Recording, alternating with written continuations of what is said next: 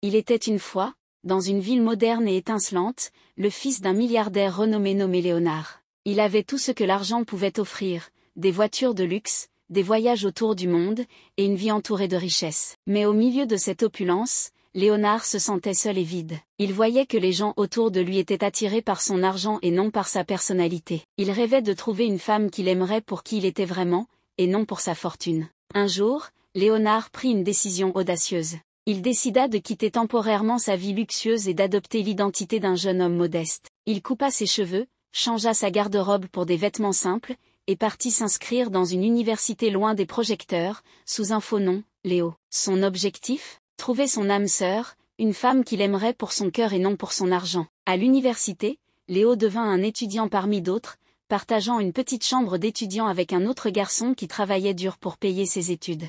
Loin de la vie de privilège à laquelle il était habitué, il se retrouva à vivre avec un budget limité, à manger dans la cafétéria de l'université, et à prendre les transports en commun. Cependant, pour la première fois, il ressentit une liberté nouvelle. Les gens autour de lui ne le jugeaient pas par rapport à sa richesse, mais pour ce qu'il était. Un jour, lors d'un cours de littérature, Léo rencontra Camille, une jeune femme intelligente et passionnée qui venait d'un milieu modeste. Camille travaillait dur pour financer ses études et rêvait de devenir écrivaine. Elle était belle, mais ce qui attirait le plus Léo était son esprit vif et son cœur généreux. Elle n'était pas impressionnée par les apparences matérielles et cherchait une véritable connexion humaine. Au fil des mois, Léo et Camille se rapprochèrent. Ils étudiaient ensemble, partageaient des moments simples comme des promenades dans le parc ou des discussions interminables sur la vie. Pour la première fois, Léonard ressentit un amour sincère grandir en lui. Camille aimait Léo pour son humour, sa gentillesse et sa sincérité, sans jamais se douter qu'il était en réalité un héritier milliardaire.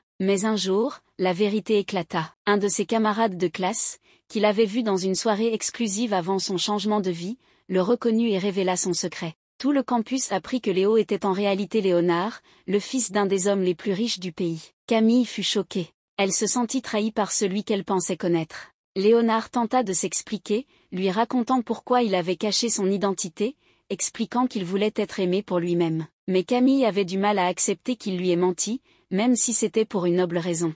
Léonard ne baissa pas les bras. Il réalisa qu'il devait prouver à Camille que son amour était authentique, qu'il n'était pas l'homme superficiel qu'elle croyait désormais voir en lui. Il lui écrivit une longue lettre dans laquelle il expliquait ses sentiments et son choix, tout en promettant de ne plus jamais lui cacher la vérité. Après quelques semaines de réflexion, Camille finit par accepter de lui parler à nouveau. Elle comprit que, malgré la trahison, Léonard l'aimait sincèrement et que son geste avait été motivé par son désir de trouver un amour vrai. Finalement, après plusieurs mois, Camille et Léonard se retrouvèrent. Leur amour, désormais plus fort et fondé sur une honnêteté mutuelle, triompha des mensonges du passé. Léonard ne retourna pas à sa vie de luxe immédiate, il décida de continuer à vivre de façon plus simple, auprès de celle qu'il aimait, convaincu que le bonheur ne résidait pas dans la richesse, mais dans l'authenticité et l'amour véritable.